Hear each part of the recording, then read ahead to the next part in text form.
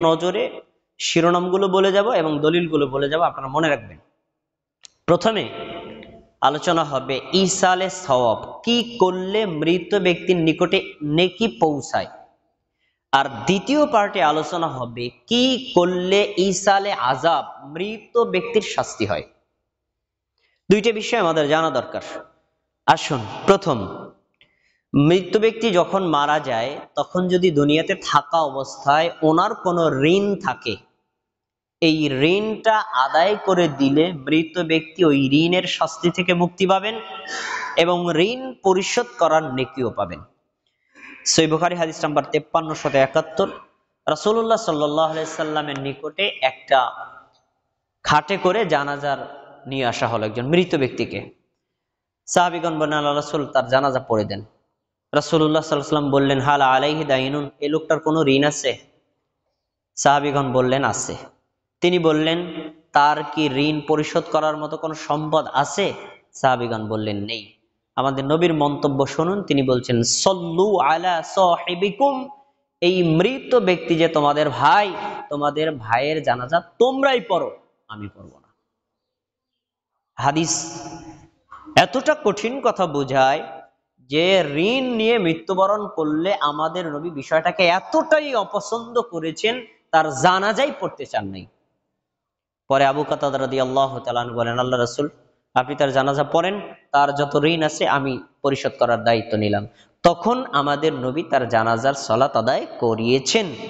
এই হাদিস প্রমাণ করে যে মানুষ মারা যাওয়ার পর জীবিত থাকতে তার যদি কোনো ঋণ থাকে, ওয়ারিশটা যদি আদায় করে দেয়, ঋণ পরিশোধ করার নেকিও তিনি পাবেন, ঋণ থাকার যে শাস্তি ছিল এই শাস্তি থেকে তিনি মুক্তি পাবেন। এক নম্বর, বিস্তারিত বলছি না, সংক্ষেপে। দুই নম্বর, সাধারণ কোনো মানত অথবা মানতি কোনো সিয়াম যদি থাকে তাহলে এইটা ওয়ারিশটা আদায় করে দিবে। সাধারণ মানুষ, ধরেন আমি মানত করলাম, আল্লাহ তাআলা যদি আমাকে সুস্থ করেন, আমি গরিব মিসকিনদেরকে 10,000 টাকা দান করবো, এমন একটা মানত আমি করছি, কিন্তু পরে সুস্থ হয়েছি, কিন্তু তার কিছুদিন পর আমি মারা গেলাম, কিন্তু এই যে যে আমার মানত এটা আমি পূর্ণ করলাম না, তখন আমার ওয়ারিশটা আমার পক্ষ থেকে এই 10,000 টাকা গরিব মিসকিনকে দান করে দিয়ে দিলে তাহলে আমি যে মানত করেছিলাম, মানত অপূর্ণ ছিল, তার শাস্তি থেকে আমি মুক্তি পাবো। ঠিক একই কথা, আমি যদি এমন মানত করে থাকি যে আমার একটা সন্তান অসুস্থ হয়েছে, সে যদি সুস্থ হয় তাহলে আমি 5টা রোজা রাখবো বা 2টা রোজা রাখবো, এমন কোন মানতি সিয়াম যদি থাকে, তাহলেও মৃত্যুবরণ করার পর ওয়ারিশটা যদি ওই 3টা বা 5টা সিয়াম আদায় করে দেয়, সিয়াম না আদায় করার শাস্তি থেকে আল্লাহ তাআলা মৃত ব্যক্তিকে মুক্ত করে দিবেন। দলিল কোথায়? সহিহ বুখারীতে এবং সহিহ মুসলিমে সহ 2টা হাদিসে আছে। রাসূল সাল্লাল্লাহু আলাইহি ওয়াসাল্লাম বলেন, মান মাতা ওয়া আলাইহি সিয়ামুন, কোন লোক যদি মারা যায়, তার যদি কোনো সিয়াম থাকে, সামা আনহু ওয়ালিয়্যু, তার ওয়ারিশটা তার পক্ষ থেকে সিয়াম রেখে দিতে পারে। তাহলে হাদিস প্রমাণ পাওয়া যায়, অনাদায়ী সিয়াম যদি তার বাকি থাকে, ওয়ারিশটা আদায় করে দিলে এই সিয়াম না আদায়ের শাস্তি থেকে মুক্তি পাবেন। আরেকটি হাদিস আছে, এক লোক আমাদের নবীর কাছে এসে বলছে, আল্লাহ রাসূল, আমার মা মারা গেছেন হঠাৎ করে, মা মানত করেছিলেন তিনি সিয়াম রাখবেন, কিন্তু এই সিয়ামটা রাখার আগেই আমার মা মৃত্যুবরণ করেছেন।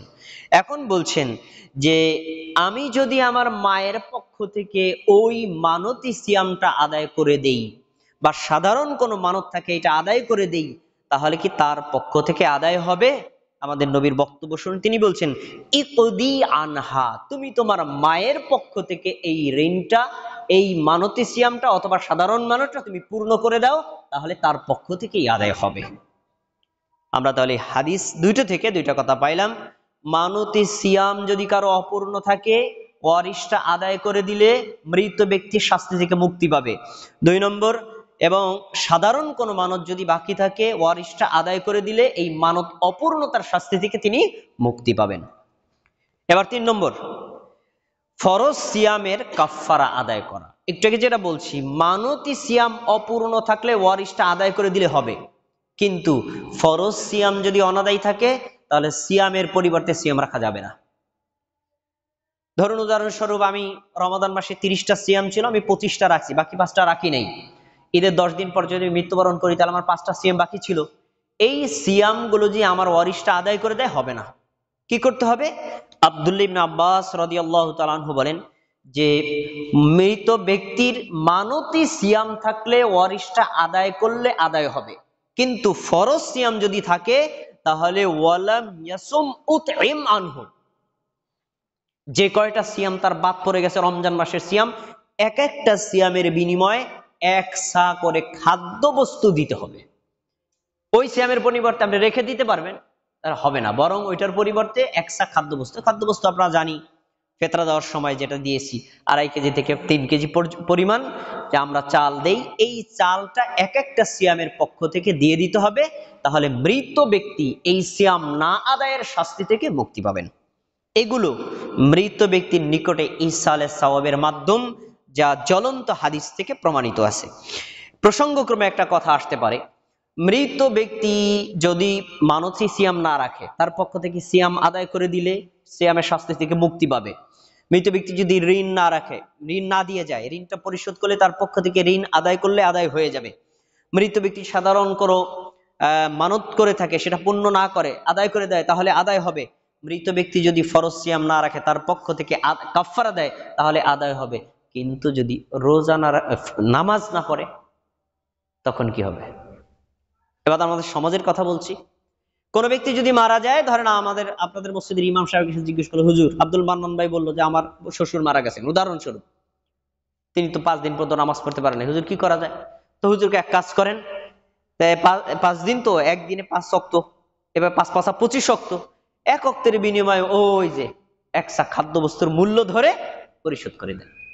এই যে পদ্ধতি, এই পদ্ধতি কোরআনেও নাই, এই পদ্ধতি হাদিসেও নাই, এই পদ্ধতি ইসলামী শরীয়তের কোনো জায়গাতে নাই।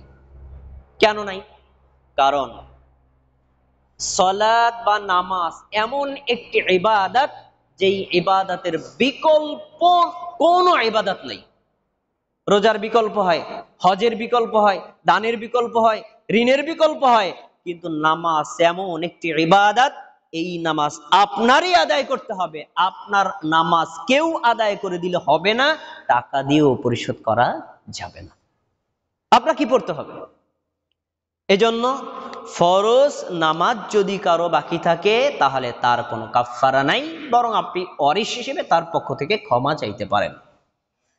আচ্ছা, এবার 4 নম্বর, ফরজ হজ যদি কারো বাকি থাকে, তাহলে মৃত ব্যক্তির কোনো ওয়ারিশ অথবা ওয়ারিশটা টাকা দিয়ে কোনো ব্যক্তির মাধ্যমে যদি বদলি হজ করিয়ে দেন, তাহলে তিনি হজ না করার শাস্তি থেকে মুক্তি পাবেন, ফরজ হজ করারও নেকি পাবেন। আব্দুল্লাহ ইবনে আব্বাস রাদিয়াল্লাহু তাআলা আনহু বলেন, রাসূলুল্লাহ সাল্লাল্লাহু আলাইহি সাল্লামের নিকট একজন মহিলা আসছে, আল্লাহ রাসূল, আমার বাবা, তার উপর হজ ফরজ হয়েছে কিন্তু তিনি আদায় করেননি, এখন বৃদ্ধ হয়ে গেছেন, সাওয়ারির উপর বসতে পারেন না, তখন আমার বাবার পক্ষ থেকে যদি আমি হজ করে দিই, তাহলে কি তার পক্ষ থেকে হজ আদায় হবে? আমাদের নবী বললেন, হুজ্জি আনহু, তুমি তোমার বাবার পক্ষ থেকে হজ আদায় করে দাও, তাহলে আদায় হয়ে যাবে। তাহলে হজ যদি অনাদায়ী অবস্থায় কেউ মারা যায়, মৃত ব্যক্তির ওয়ারিশ অথবা অন্য কাউকে দিয়ে যদি আদায় করে, আদায় হবে। তবে একটা শর্ত, যিনি এই বদলি হজটা করবেন তার নিজের হজটা আগে করতে হবে, নিজের হজ না করে আপনি করতে পারবেন না।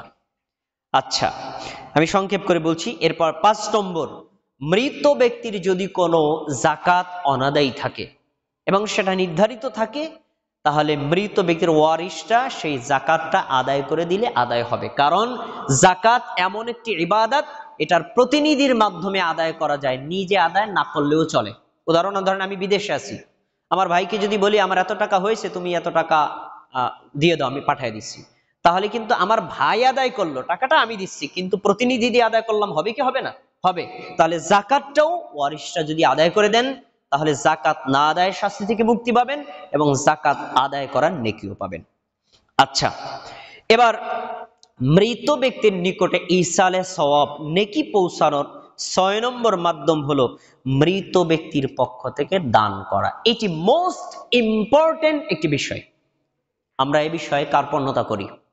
বিশ্বাস যদি না হয়, দেখবেন আমাদের সমাজের কিছু কিছু মানুষ আছেন, তাদের বাবা তাদের মা মৃত্যুবরণ করার পর আরে 20 লক্ষ টাকা খরচ করে গরু কাইটে জিয়াফত খাওয়াবে, কিন্তু 50,000 টাকা দান করতে রাজি না।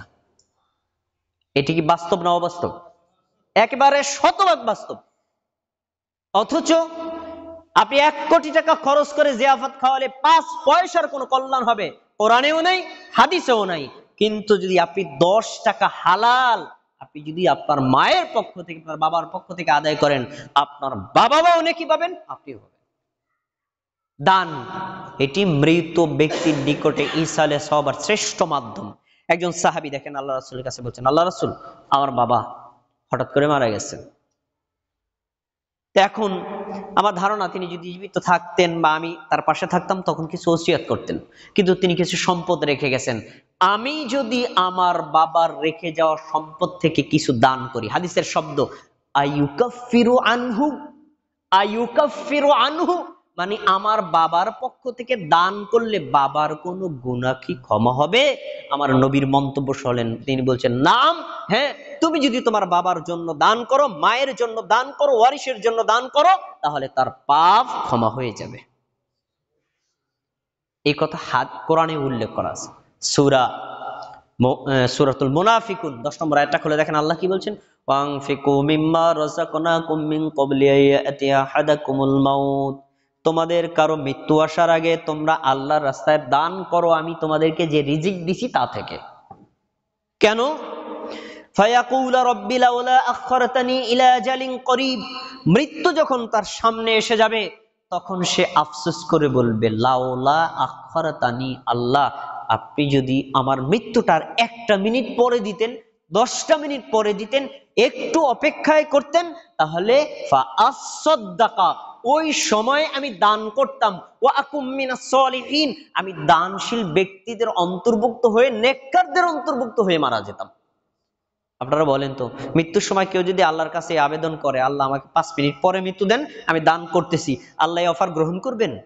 কি করবেন তা পরের আয়াত, ওয়ালা ইউখিরুল্লাহু নাফসান ইযা জাআ আজালুহা, শোনো, মৃত্যু যদি এসে যায় 1 সেকেন্ড আগেও হবে না, 1 সেকেন্ড পরেও হবে না, এই সুযোগ তোমাকে দেওয়া হবে না। তাহলে মৃত্যুর সময় প্রত্যেকটা মানুষ অনুভব করে দানের গুরুত্ব কত বেশি, দান করলে মৃত্যুর সময় কত কল্যাণ হয়, দান করলে মৃত্যুর পরে কত কল্যাণ হয়, মালাকুল মাউতকে দেখলে অনুভব করে, কিন্তু তখন কিছুই করার থাকে না। এজন্য কোন ব্যক্তি মৃত্যুবরণ করার পরে ওয়ারিসদের সবচেয়ে গুরুত্বপূর্ণ দায়িত্ব হচ্ছে দান করা। আচ্ছা, আরেকটি হাদিস দেখেন, রাসূলুল্লাহ সাল্লাল্লাহু আলাইহি ওয়াসাল্লামের একজন মহিলা সাহাবী এসে বলছেন, আল্লাহ রাসূল, আমার মা হঠাৎ করে মারা গেছেন, আমি মায়ের পাশে ছিলাম না, যদি মায়ের পাশে থাকতাম আমার ধারণা মা হয়তো কিছু ওসিয়তের কথা বলতেন, যে অমুক অমুক জায়গায় কিছু টাকা দান করে দিস। এই সুযোগ তিনি পান নাই। এখন হাদিসের শব্দ শুনুন, আয়ানফাউহা শাইউন আন আতাসাদদাকু বিহি আনহা, আমি যদি আমার ওই মায়ের পক্ষ থেকে দান করি, আমার মার কি কোনো কল্যাণ হবে? কবরের আযাব মাফ হবে? জাহান্নাম থেকে মুক্তি পাবে? মা কি কোনো নেকি পাবে? রাসূল সাল্লাল্লাহু আলাইহি ওয়াসাল্লাম বলছেন, নাম, হ্যাঁ, তুমি যদি তার পক্ষ থেকে দান করো অবশ্যই তার উপকার হবে। তাহলে সহিহ বুখারীর এই জ্বলন্ত হাদিস থেকে প্রমাণিত হয়, মৃত ব্যক্তির পক্ষ থেকে ওয়ারিসদের গুরুত্বপূর্ণ দায়িত্ব হচ্ছে দান করা। দানটা 2 প্রকার, অস্থায়ী দান আর স্থায়ী দান। স্থায়ী দান এটাকে বলা হয় আরবিতে সাদাকাতুল জারিয়া, প্রবাহিত দান। দান করবেন একবার, নেকি পাবেন অসংখ্যবার। আমরা ছোট্ট একটা উদাহরণ দিই, এই যে মসজিদ, এখানে এক সময় ছিল হলো বাগানের মতো, বাঁশঝাড়, শূন্য বিরান ভূমি। যারা এই জায়গাটা দিয়েছেন আল্লাহর সন্তুষ্টির জন্য দিয়েছেন, যারা আপনারা এখানে সহযোগিতা করেছেন আপনারাও আল্লাহর জন্য করেছেন। আমরা থাকবো না, আমাদের পরবর্তী প্রজন্ম মসজিদ আবাদ করবে। যতদিন পর্যন্ত মসজিদ আবাদ চলবে, যিনি জায়গা দিয়েছেন, টাকা দিয়েছেন, পরিকল্পনা করেছেন, সহযোগিতা করেছেন, এই সাদাকাতুল জারিয়ার নেকি তিনি মারা গেলেও পেতে থাকবেন। এ বিষয়ে হাদিস, আপনারা হাদিসটা জানেন। রাসূলুল্লাহ সাল্লাল্লাহু আলাইহি ওয়াসাল্লাম বলেছেন, মানুষ মারা গেলে 3 জন ব্যক্তির আমল বন্ধ হয় না। 1 নম্বর, যে সাদাকায়ে জারিয়া করে। 2 নম্বর, যে ব্যক্তি এমন ইলম অর্জন করে যা মানুষ উপকার হয়, নিজে উপকারিত হয়, মানে কোরআন হাদিসের ইলম। 2 নম্বর, ওই সন্তান রেখে যাওয়া যে সন্তান বাবা মায়ের মৃত্যুর পরে দোয়া করতে পারে, রব্বির হামহুমা কামা রব্বায়ানি সগীরা, এই ভাষায় বাবা মায়ের জন্য দোয়া করতে পারে, নেককার ওয়ারিস রেখে যাওয়া। তাহলে সাদাকায়ে জারিয়া আমরা যথাসম্ভব মৃত ব্যক্তির পক্ষ থেকে করব। আমি সংক্ষেপ করে সব কথাগুলো বলে যাচ্ছি। এবার আসুন 8 নম্বর ইসালে সওয়াবের মাধ্যম হলো, মৃত ব্যক্তি যদি মারা যায়, সে যদি আপনার বাবা হয়, সে যদি আপনার মা হয়, তাহলে এই বাবা এবং মায়ের মাধ্যমে আপনি যত আত্মীয় স্বজন পেয়েছেন তাদের সাথে উত্তম ব্যবহার করা। কে কে? আমি আমার বাবার মাধ্যমে পেয়েছি চাচা, দাদা, এবং এই বাবার মাধ্যমে বাবার বংশের যারা আছে তারা। ঠিক আমার মায়ের মাধ্যমে পেয়েছি খালা, নানি এবং নানা, তাদের বংশের যারা আছে তারা। অথবা আমার মায়ের সাথে কারোর সাথে বন্ধুত্ব ছিল, বান্ধবী ছিল, তাকে। আমার বাবার সাথে বন্ধুত্ব ছিল এমন ব্যক্তিকে। এদের সাথে উত্তম ব্যবহার করলে এই বাবা মা মৃত্যুবরণ করার পরেও নেকি পাবেন। একটা হাদিস সংক্ষেপে বলছি। আব্দুল্লাহ ইবনে ওমর একটা মানে সাওয়ারির উপর আরোহণ করে যাচ্ছেন, পথে এক লোকের সাথে সাক্ষাৎ, দেখেই থামছেন, ওঠেন ওঠেন ওঠেন, আমার সাওয়ারিতে ওঠেন। উঠাইছে, তো উঠানোর পরে নিজের মাথার পাগড়িটা ওই ব্যক্তির মাথায় পরাই দিছে। বলছে আপনি কোথায় যাবেন? উদাহরণস্বরূপ ধরেন ভুরকাটা নামাই দিচ্ছেন। তার সাথে ছিল তাবেঈরা। তাবেঈরা অবাক হয়ে গেছে, আরে গ্রাম থেকে একটা লোকরে নিজের সাওয়ারির উপর উঠাইলো, নিজের পাগড়িটা পর্যন্ত দিয়ে দিল। আব্দুল্লাহ ইবনে ওমর এত বড় সাহাবী, আমাদেরকে দিলেন না, এটা কেন করলেন? সরাসরি তারে জিজ্ঞেস করছেন, আপনি তো তার গ্রামের মানুষ, অল্প কিছু হাদিয়ে দিলে খুশি হয়ে যেত, এগুলো করলেন কেন? তখন তিনি বলছেন, শোনো, এই যে ব্যক্তিকে আমার সাওয়ারির উপর উঠালাম এবং আমার সম্মানিত পাগড়িটা তুলে দিলাম, সে হলো আমার বাবা ওমর ইবনে খাত্তাবের বন্ধু ছিল। আমি আমার নবীকে বলতে শুনেছি, যে ব্যক্তির বাবা মারা যাওয়ার পর, মা মারা যাওয়ার পর, ওই বাবা এবং মায়ের মাধ্যমে যারা বন্ধু বান্ধব ছিল, যাদের সাথে ঘনিষ্ঠ সম্পর্ক ছিল, তাদের সাথে উত্তম ব্যবহার করে আল্লাহ তাআলা তাদের জন্য কল্যাণ করেন। আমার বাবার জন্য আমি তার সাথে উত্তম ব্যবহার করেছি। তাহলে বোঝা যায় বাবা মৃত্যুবরণ করার পর বাবা এবং মায়ের মাধ্যমে প্রাপ্ত আত্মীয় স্বজন, বন্ধু বান্ধবীদের সাথে উত্তম ব্যবহার করা। আচ্ছা, এবার 9 নম্বর, মৃত ব্যক্তির নিকটে ইসালে সওয়াবের মাধ্যম, সর্বশ্রেষ্ঠ মাধ্যম হলো এটা, ওয়ারিসরা নিজে দোয়া করা। অন্য কারোর মাধ্যমে করা যায়, জায়েজ আছে, সেটা আপনি অনানুষ্ঠানিক হতে পারে। আপনি ধরেন উদাহরণস্বরূপ আজকে আমি জুমার খুতবায় আসছি, তা সুমন ভাই যদি বলে যে আমার এক আত্মীয় স্বজন মারা গেছে, আমাকে দোয়া করেন, অবশ্যই এটা করা জায়েজ আছে। কিন্তু তার জন্য কোন অনুষ্ঠান, তার জন্য কোন নির্ধারিত দিনক্ষণ, তার জন্য জনগণকে একত্রিত করা, এগুলো বিদআত, এগুলো করা যাবে না। সাধারণভাবে আপনি নিজেও দোয়া করবেন, কাউকে দিয়েও করাতে পারেন। এটা ওয়ারিসদের একটি গুরুত্বপূর্ণ দায়িত্ব। হাদিসটি বর্ণিত আছে সুনানে আবু দাউদে। দেখেন, রাসূলুল্লাহ সাল্লাল্লাহু আলাইহি ওয়াসাল্লামের একজন সাহাবী এসে আমাদের নবীকে বলছেন, আল্লাহ নবী, আমাদের বাবা মা মারা যাওয়ার পর সন্তানের পক্ষ থেকে, মেয়ের পক্ষ থেকে, ছেলের পক্ষ থেকে, ওয়ারিসের পক্ষ থেকে এই বাবা মায়ের সাথে উত্তম ব্যবহার করার মতো কোনো কাজ কি বাকি থাকে? জীবিত থাকলে বাবা মার সাথে ভালো ব্যবহার করব, তাদের সে সম্মান করব, তাদের সাথে ভালো ব্যবহার করব, ভালো কথা বলবো, ভালো ভালো খাওয়াবো, এটা আমরা কি জানি। কিন্তু বাবা মা মারা গেছে, কোনো কিছু কাজ আছে? তখন আমাদের নবী কি বলেছেন? 4টি কাজ, একটু মনোযোগ দিয়ে শোনেন। 1 নম্বর, আসসালাতু আলাইহিমা, তুমি তোমার বাবা মায়ের জন্য দোয়া করবা। তাহলে এই দোয়াটার দায়িত্ব কার বলেন? মসজিদের ইমাম সাহেবের? আপনার। আপনার বাবা মারা গেছেন, দায়িত্ব আপনার। আপনার মা মারা গেছেন, দায়িত্ব আপনার। 2 নম্বর, ওয়াল ইস্তিগফারু লাহুমা, তুমি নিজে তোমার বাবা মায়ের পক্ষ থেকে ক্ষমা চাইবা। তাহলে ক্ষমাটা চাইবে কে? হুজুর না, আপনি নিজে। 3 নম্বর, ওয়া ইনফাদু আহদিহিমা মিন বাদি মাউতিহিমা, তোমার বাবা মা মৃত্যুবরণ করার পর কারোর সাথে যদি চুক্তিবদ্ধ হয়, কারণ একজনের সাথে চুক্তি করেছিল, ভাই আমার এই জমিটা তুমি নাও, আমারে কিছু টাকা দাও, আমি এই টাকাটা খাচ্ছি, কিন্তু আমি তোমার কিছুদিন পরে দলিল করে দিচ্ছি। আমার বাবা টাকা নিয়ে খেয়ে ফেলছে, বাবা মারা গেছে। এখন ওই লোক এসে বললো, এবার তোর বাবা তো এই জমির টাকা আমার থেকে নিছে, জমিটা আমার দলিল করে দে। বাবার তে বুঝেন যাবি, আমি জানি না। এরকম সন্তান আছে না? বাবার ওয়াদাটা রক্ষা করে না। এই জন্য রাসূলুল্লাহ সাল্লাল্লাহু আলাইহি ওয়াসাল্লাম বলেছেন, শোনো, তোমার বাবা মারা গেছেন, তোমার মা মারা গেছেন, কারোর সাথে যদি চুক্তিবদ্ধ হয়, কোনো কাজের ওয়াদা করে, তুমি বাবার মৃত্যুর পরে, মায়ের মৃত্যুর পরে এই ওয়াদাটা পূর্ণ করে দাও, তোমার বাবা মা অবশ্যই নেকি পাবেন। 4 নম্বর, অসিলাতুর রহিমিল্লাতী লা তুসালু বিহা, শোনো, তোমার বাবার মাধ্যমে, তোমার মায়ের মাধ্যমে তুমি যদি কোনো, তোমার বাবার মাধ্যমে, তোমার মায়ের মাধ্যমে তুমি যদি কোনো আত্মীয় স্বজন পাও, তাদের সাথে ভালো ব্যবহার করবা। একটু আগে যে কথা বলে এসেছি, যে বাবার মাধ্যমে যারা আমরা আমাদের বাবার বংশের সাথে উত্তম ব্যবহার করব, মায়ের মাধ্যমে যারা ওই নানার বংশে, তাদের সাথে উত্তম ব্যবহার করব। এই বাবা এবং মায়ের মাধ্যমে প্রাপ্ত আত্মীয় স্বজনের সাথে উত্তম ব্যবহার করা বাবা মায়ের মৃত্যুর পর নেকি পৌঁছানোর মাধ্যম। 10 নম্বর হলো, এটা খুবই গুরুত্বপূর্ণ, এই বিষয়ে আমরা অনেকেই গাফেল, আপনিও গাফেল, আমিও গাফেল। সেটা কি? আমার বাবা মারা গেছেন, আমার মা মারা গেছেন। মনে রাখবেন, আমি আমার বাবার রিজিক, আমি আমার মায়ের রিজিক, আমি আমার বাবার ওয়ারিশ, আমি আমার মায়ের ওয়ারিশ।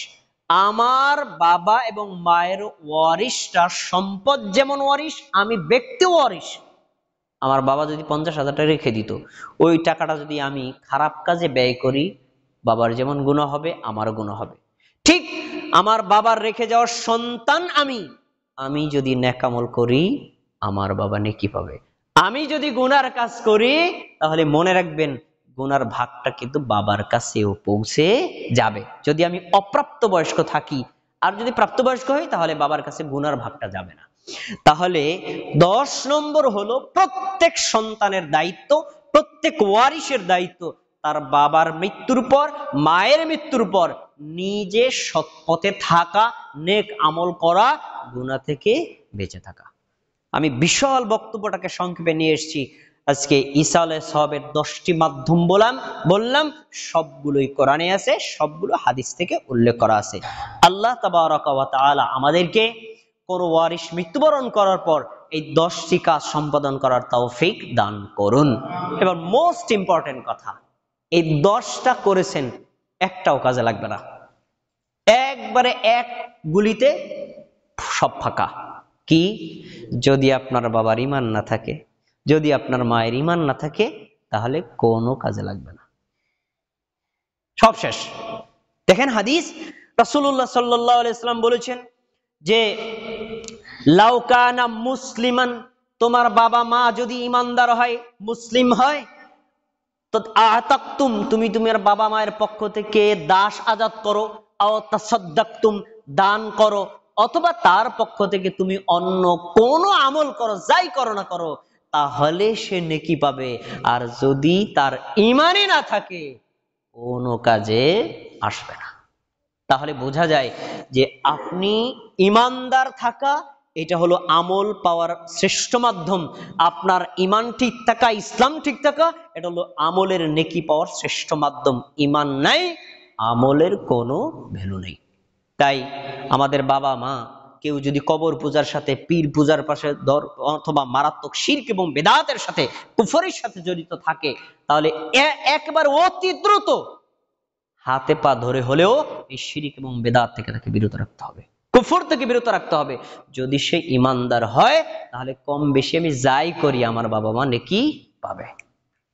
আচ্ছা, এবার আসুন ঈসা আলাইহিস আযাবের মাধ্যম। সময় তো সংক্ষিপ্ত, আমি এক নজরে বলে যাব কি কি করলে একজন ওয়ারিশ, যে বাবা মায়ের নেকির পরিবর্তে গুনাহ হয় আর শান্তির পরিবর্তে শাস্তি হয়। এটা খুবই জরুরি। আসুন, কি কি করলে নেকি হয় এবং কি কি করলে গুনাহ হয় তাও হাদিসে উল্লেখ করা আছে। আসুন, 1 নম্বর, মৃত ব্যক্তি মৃত্যুবরণ করার পর তার ওয়ারিশদের পক্ষ থেকে নারী বা পুরুষ কেউ যদি উচ্চ স্বরে কান্না করে, মৃত ব্যক্তির শাস্তি হয়। আব্দুল মান্নান ভাই বলেন তো, আমাদের দেশে যে সকল মা বোনেরা আছেন তাদের ওয়ারিশটা মারা গেলে কান্না চিল্লাচিল্লি করেন নাকি করেন না? পুরুষরা আলহামদুলিল্লাহ এই বিষয়ে ধৈর্যশীল, কান্না করা জায়েজ। আমি হাদিস সামনে শোনাবো, আপনার চোখ দিয়ে পানি পড়বে, আপনার চেহারা বিমলিন হবে, আপনার অন্তর বিগলিত হবে, আপনার পুরে আপনি অপরিপাটি থাকবেন, নিজের কাছে খুব খারাপ লাগবে, এটা স্বাভাবিক। কিন্তু মুখ দিয়ে একটা শব্দ উচ্চারণ করা যাবে না। নাহা রাসূলুল্লাহ সাল্লাল্লাহু আলাইহি ওয়াসাল্লাম আনিন নিয়াহা, নবী সাল্লাল্লাহু আলাইহি ওয়াসাল্লাম নিষেধ করেছেন কোন ওয়ারিশ যেন তার বাবা মা কেউ আত্মীয় স্বজন মৃত্যুবরণ করলে উচ্চ স্বরে কান্নাকাটি না করে, নিষেধ করেছেন। এবার দেখেন আমর ইবনে আস রাদিয়াল্লাহু তাআলা আনহু বলেন, আমি যদি মারা যাই তোমাদেরকে ওসিয়ত করে যাচ্ছি, আমি কবরে যখন আমাকে লাশ নিয়ে যাওয়া হবে, সাবধান আমার সাথে কোন ওয়ারিশ যেন কান্না করতে করতে কবরে না যায়। তিনি ওসিয়ত করে গেছেন। কেন গেলে কি হবে? দেখেন, মা বোনদের জন্য হাদিসটা শোনা খুবই জরুরি। রাসূলুল্লাহ সাল্লাল্লাহু আলাইহি ওয়াসাল্লামের হাদিস, সুনান তিরমিজি 1003 নম্বর হাদিস। আবু মুসা আশআরী রাদিয়াল্লাহু তাআলা আনহু বলেন, মা মিন মাইয়িতিন ইয়ামুতু ফায়াকুমু বাকিয়াহু ফায়াকুল, কোন মানুষ যদি মারা যায় তার ওয়ারিসদের মধ্য থেকে ছেলে বা মেয়ে, নারী বা পুরুষ কেউ যদি কান্না করে এই শব্দগুলো, ওয়া জাবালা, হায় আমার উপর পাহাড় চেপে বসেছে, ওয়া সাইয়্যিদা, হায় আমাদের ঘরের মধ্যে বড় অভিভাবক চলে গেছে। এটা হলো হাদিসের ভাষ্য। বাংলা ভাষায় কি বলে বলেন? ওরে আমার মারে, এই যে শব্দগুলো আছে না, আমি কাউকে ব্যঙ্গ করার জন্য বলছি না, মানে এভাবে তো বলে। এই যে শব্দগুলো, এই যে শোক বাণীগুলো বলে যেগুলো করা হয়, এগুলো যদি করে তা রাসূলুল্লাহ সাল্লাল্লাহু আলাইহি ওয়াসাল্লাম বলেছেন ইল্লা উকিলা বিহি মালাকানি ইয়ালহিজানিহি আহাকাযা কুনতা, মৃত ব্যক্তিকে দুইজন ফেরেশতার দায়িত্ব দেওয়া হয়, মৃত ব্যক্তির ঘুষা আর জিগা, তোর মাইয়া যে কইতাছে তুই কেমন ছিলি। হাদিস বলছি, হাদিস নো গল্প, হাদিস বলছি, হাদিসটা গল্প না। এবার আপনি বলেন তো, আমার বাবা মারা গেছে, আমি চিল্লাইয়া কাঁদতাছি, এজন্য দুইজন ফেরেশতা আমার বাবারে মারতাছে আর কইতেছে তোর ছেলে যারা কইতেছে তুই কি এরকম।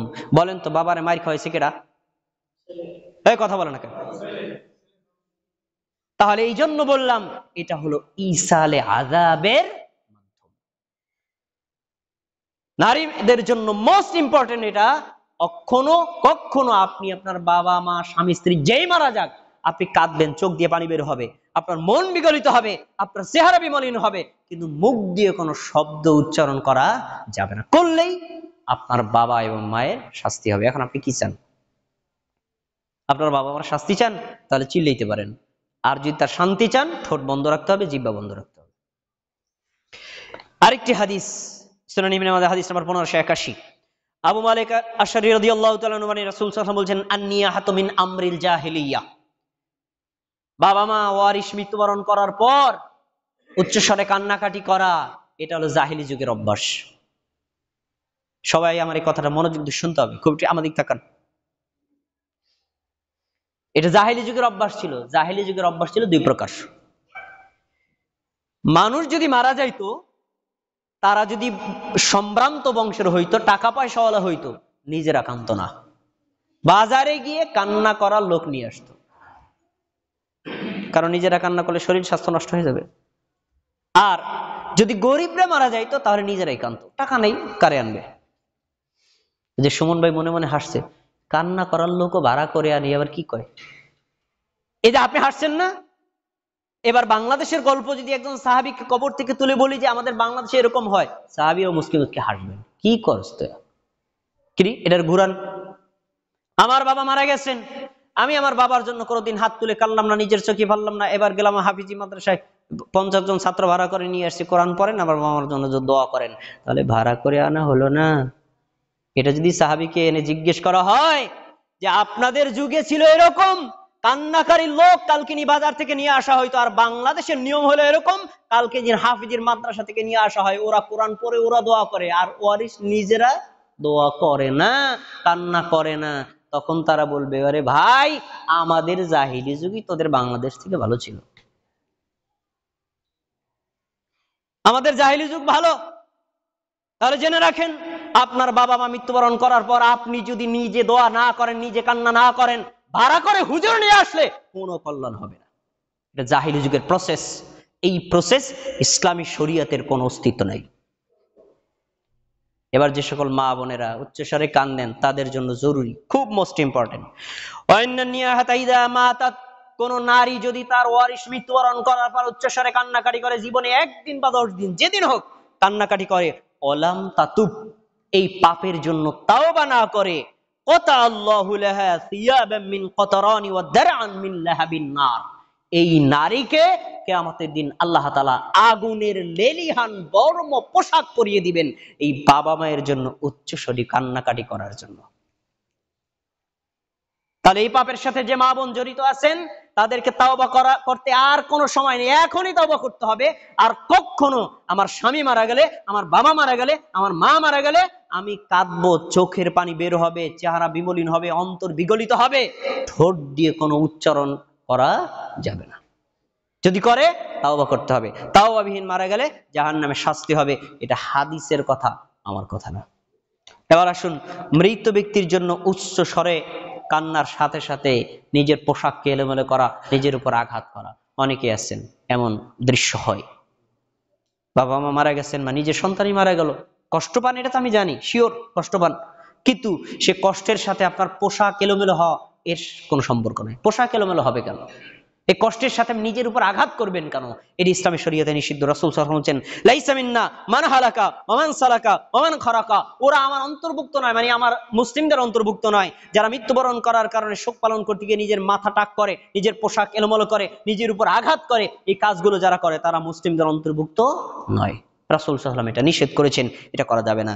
এবার কতটুকু কানতে পারবেন তার বর্ণনা হাদিস আছে, সহিহ বুখারী হাদিস নাম্বার 1304। রাসূলুল্লাহ সাল্লাল্লাহু আলাইহি ওয়াসাল্লাম বলেছেন, আলা তাসমাউনা ইন্নাল্লাহা লা ইউআযাবু বিদামিল আইনি ওয়ালা বিহুসনিল কলবি। শোনো, তোমার বাবা মা মৃত্যুবরণ করার পর তোমার অন্তর যদি বিগলিত হয়, তোমার চোখ দিয়ে যদি পানি আসে, আল্লাহ তাআলা তোমার বাবাকেও শাস্তি দিবেন না, তোমাকেও দিবেন না, কিন্তু তোমার ঠোঁটের কারণে দিবেন। চিল্লাইছো না তুমি, এই জন্য তোমাকে শাস্তি দিবেন, তোমার বাবা মাকেও শাস্তি দিবেন। তাহলে কান্নার লিমিটেশন পাওয়া গেল, আপনি কখনো মুখ দিয়ে আওয়াজ করে কাঁদতে পারবেন না। এবার মৃত ব্যক্তির মৃত্যুবরণ করার পর আমাদের একটা গুরুত্বপূর্ণ দায়িত্ব আছে। ধরেন উদাহরণস্বরূপ আমার বাবা মারা গেলেন, তখন আমার পরিবারের সবাই শোকাহত। স্বাভাবিক, আমাদের খাবার ঠিক থাকবে না, গোসল ঠিক থাকবে না, আমাদের পোশাক আমরা এলোমেলো হয়ে যাবে, এমনটি হতে পারে। তখন আব্দুল হান্নান ভাই আমাদের বাড়ির পাশের লোক কি করবে? আব্দুল হান্নান ভাই ভাবিকে বলবে, এই ওদের বাড়িতে আজকে খাবার রান্না হবে না, ভাত রান্না করো, গামলায় করে আমাদের বাড়িতে দিয়ে আসবে, এই শহীদ খা। কেন আমরা শোকাহত? কয়দিন পর্যন্ত? 3 দিন। কোন ওয়ারিশ মৃত্যুবরণ করার পর 3 দিন শোক থাকবে, 3 দিন। এটা পৃথিবীর যে কোনো লোক মৃত্যুবরণ করলে, তবে কোন নারীর যদি স্বামী মারা যায় তাহলে শোক পালন হবে 4 মাস 10 দিন, শুধু নারীর জন্য এটা এক্সট্রা। এখন এই 3 দিন পর্যন্ত আমাদের শোক আছে, আমরা রান্না বান্না করবো না, আপনারা রান্না করে আমাকে দিয়ে যাবেন, এই গোসল কর বলবেন, এরকম পরিপাটির জন্য। 3 দিন পর যার যার রান্না বান্না সবকিছু নিজেরাই গোসল করতে হবে, আর শোক থাকবে না, নিষেধ। এবার আমরা কি করি? বিশ্বাস করেন আমরা কি করি? আমার বাবা মারা গেছেন, সুমন ভাই এই কালকে থেকে আমার বাড়িতে যাবেন, হ্যাঁ তাহলে কি হয়? আমি আমার বউকে বললাম এত দূর থেকে তারা না খেয়ে যাবে, রান্না করো। তারা রান্না হয়ে গেল নিজের বাড়িতে। না, এতটুকু কমন সেন্স আপনার থাকতে হবে। আপনি যদি ঢাকা থেকেও আসেন আমার বাড়িতে, আমার মামা মৃত্যুবরণ করার পর এই নিয়ত করবেন ওর বাড়িতে খাবার খাবো না, কারণ ওরা শোকাহত। যদি না খেয়েও যান, কারো কাছে অভিযোগ করতে পারবেন না, 3 দিন পর্যন্ত শোক থাকবে। এটাই ইসলামী শরীয়ত। রাসূলুল্লাহ সাল্লাল্লাহু আলাইহি ওয়াসাল্লাম বলেছেন, জাফর রাদিয়াল্লাহু তাআলা আনহু মুতার যুদ্ধে শহীদ হলেন, রাসূল সাল্লাল্লাহু আলাইহি ওয়াসাল্লাম বললেন, এই জাফরের পরিবারের জন্য খাবার তৈরি করো, ওদের ভিতরে শোক চেপে বসেছে, 3 দিন পর্যন্ত খাবার পৌঁছে দাও। এটা ইসলামী শরীয়তের নির্দেশ। এবার আমরা বাঙালিরা উল্টায় দিচ্ছি, 3 দিনের মধ্যে তো খাবার খাওয়াই, এবার 3য় দিনে মিলাদ পড়ে মানুষকে খাওয়াই। আহা, ইসলাম চলে কোন দিকে আর বাঙালি চলে কোন দিকে? 3য় দিনই খাবার খাওয়াইতে হবে। কি মিলছে? শয়তান কেমনে মিলেছে দেখছেন? কেমনে মিলেছে? 3য় দিনই ওটা করতে হবে। আজকে মারা গেছে শুক্রবার, আগামী রবিবার দিন মিলাদের অনুষ্ঠান, তা রবিবার দিন মিলাদের অনুষ্ঠানে আপনাদেরকে আমি খাবার খাওয়াই দিলাম অথবা মিষ্টি খাওয়াই দিলাম, এগুলো করে আমরা ইসালে সওয়াবের পদ্ধতি করি, অথচ এটা ইসলামী শরীয়তের সাথে সম্পূর্ণ সাংঘর্ষিক। এবার আছে কতগুলো হুজুর, তারা মুরগির রান খাওয়ার কি সুন্দর দলিল বের করেছে। কি মানুষকে খাবার খাওয়ানো কি নাজায়েজ? হাদিসে আছে না? দেখেন হাদিস কোথায়? সহিহ বুখারী 12 নম্বর হাদিস করেন, আপনারা বুখারী করেন 12 নম্বর হাদিস করলে দেখেন, রাসূল সাল্লাল্লাহু আলাইহি ওয়াসাল্লামের কাছে একজন লোক প্রশ্ন করছে, আইউল ইসলামে খায়র, আল্লাহ রাসূল ইসলামের সবচেয়ে শ্রেষ্ঠ কাজ কোনটি? রাসূল সাল্লাল্লাহু আলাইহি ওয়াসাল্লাম বললেন, তুতঈমুত তাআম, মানুষকে খাদ্য খাওয়ানো। এই দেখেন, মানুষকে খাদ্য খাওয়ানো শ্রেষ্ঠ কাজ। আমার বাবা মারা গেছেন, 3য় দিনের জন্য 1 লক্ষ মানুষকে খাওয়াই, নাকি হবে না? কি রে যুক্তিবাদী, হাদিস বললো কি আরো লাগাইছে কোথায়? হ্যাঁ, মানুষকে খাবার খাওয়ানো নেকি, এতে বিন্দু মাত্র কোনো নেকি নাই। হিন্দুকেও খাবার খাওয়ানো নেকি হবে, খ্রিস্টানকে খাবার খাওয়ানো নেকি হবে, হিন্দুকে বৌদ্ধকেও যদি খাবার খাওয়ান তাতেও নেকি হবে, আরে নাস্তিকরে খাওয়াইলেও নেকি হবে। কিন্তু মৃত্যুর পর 3 দিন 10 দিন 40 দিন এটা কোথায় পেলেন? পারেন হাদিসে এটা উল্লেখ করা আছে? নাই তো। তাহলে এই যে 3 দিনের দিন, 10 দিনের দিন, 40 দিনের দিন, মৃত্যুবার্ষিকীতে, জন্মবার্ষিকী, বিবাহ বার্ষিকী, এগুলো ইসলামী শরীয়তের কোনো অস্তিত্ব নাই, এগুলো করা সম্পূর্ণ হারাম। যদি কেউ করে, মৃত ব্যক্তির নেকির পরিবর্তে আযাব হবে। এখন আপনি কি চান, কি করবেন?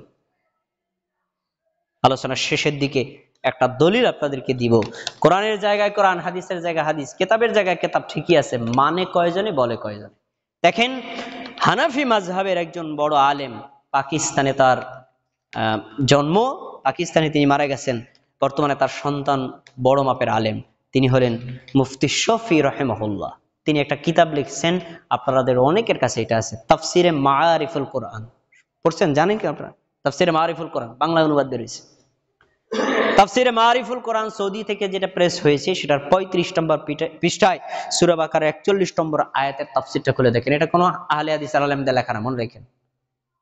হানাফি একজন বড় আলেমের লেখা।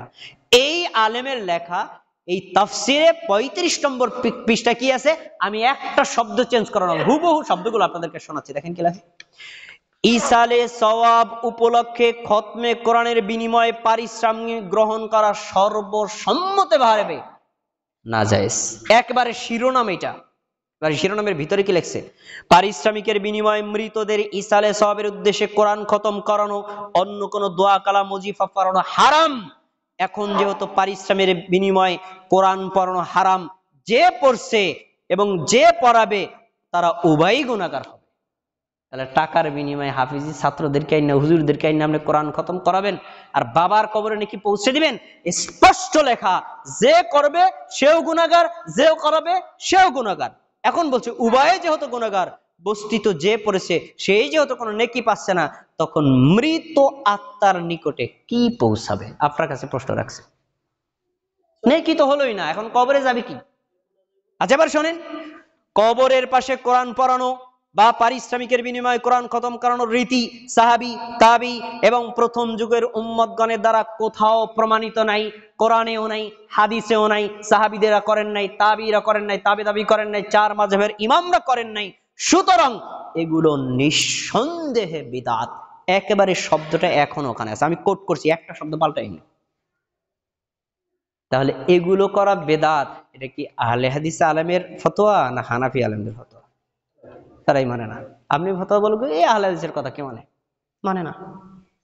তাহলে মৃত ব্যক্তি মৃত্যুবরণ করার পর কোন ব্যক্তিকে দিয়ে কোরআন খতম করানো অথবা মিলাদ পড়ানো বা এইভাবে যে আয়োজনগুলো করা হয় এগুলো বিদআত, এগুলো করা যাবে না। শুধু কি এগুলো, আরো অনেক কিছু করে না, যেমন ধরেন চেহলাম, কুলখানি, কোরআনখানি, ফাতিহা শরীফ, বেসাল শরীফ, ওরস শরীফ, সবিনা খতম, শেফা খতম, মিলাদ পড়ানো, আর অনেক কিছু করে, এগুলো সবই বিদআত।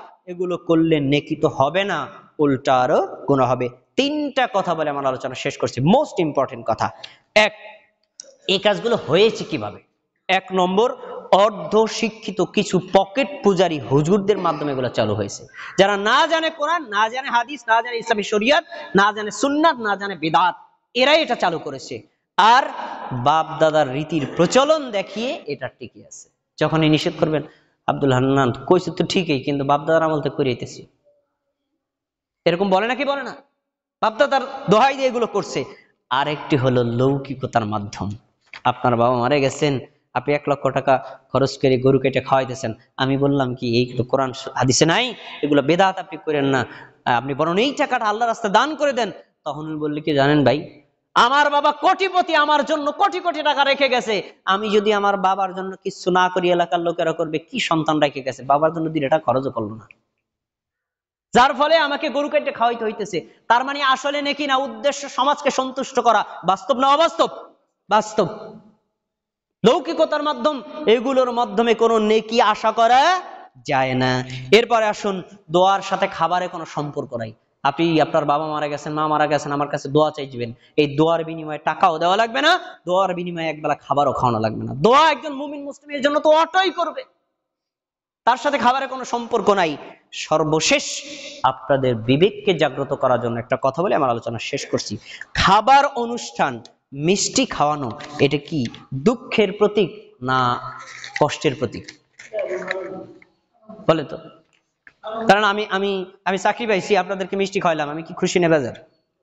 আমার একটা সন্তান হয়েছে, আপনাদেরকে মিষ্টি খাওয়াইলাম, আমি কি খুশি না বেজার? তাই এই মিষ্টিটা কিসের প্রতীক? খুশির প্রতীক।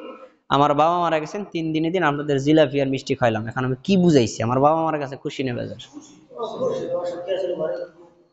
বাঙালি জাতির শরীয়ত তো বোঝে না, ইসলাম তো বোঝে না, তাদের কমন সেন্সও নাই, যেটা কমন সেন্সও সাপোর্ট করে না। অতএব এই ধরনের কোনো খাবার অনুষ্ঠানের আয়োজন করা যাবে না, এবং এই ধরনের অনুষ্ঠানের খাবারে যোগদানও করা যাবে না। স্পেশালি সমাজের যারা গ্রহণযোগ্য, প্রভাবশালী, দায়িত্বশীল, অনুসরণে কোনো ব্যক্তির কাছেও যাবে না। ইমাম যাবে না, খতিব যাবে না, আলেম যাবে না, হাফেজ যাবে না, এলাকার কোনো মাতবার অংশগ্রহণ করবে না। এরা অংশগ্রহণ না করলেই সমাজে প্রভাব পড়বে, এগুলো জায়েজ নাই। আর যখন হুজুর নাক ডুবাইয়ে খাবে, তখন বলবে, আরে সুমন তুই যতই কস, তোর মসজিদের হুজুর খাইছে আমি জানি না, দলিল তো হয়ে গেছে। এজন্য ইসলামী শরীয়তের এই বেদাত গুলো টিকে আছে এই অর্ধ শিক্ষিত ঈমান যাদের কম আছে তাদের মাধ্যমে। আল্লাহ সুবহানাহু ওয়া তাআলা আমাদের সমাজে এই ধরনের কুপ্রথা, কুপ্রচলন, ইসারে আজাবের যে মাধ্যমগুলো আছে এগুলো উঠিয়ে শরীয়ত সম্মতভাবে যেগুলো কল্যাণ হয় সেগুলো করার তৌফিক দান করুন।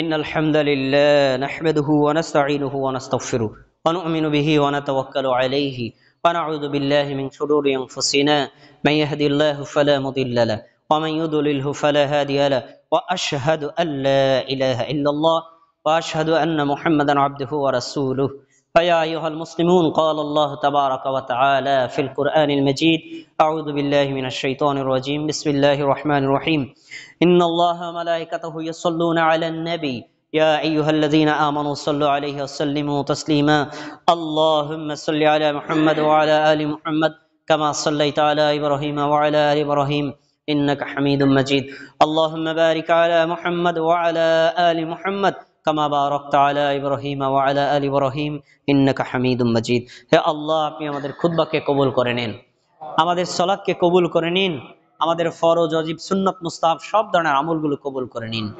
আমলের মধ্যে আমরা যে সকল শিরিক বেদাত জেনে অজেনে করেছি আল্লাহ আমাদের এই পাপগুলো ক্ষমা করে দিন। রব্বুল আলামিন আপনি আমাদের দোয়া এবং দাওয়াকে কবুল করে নিন।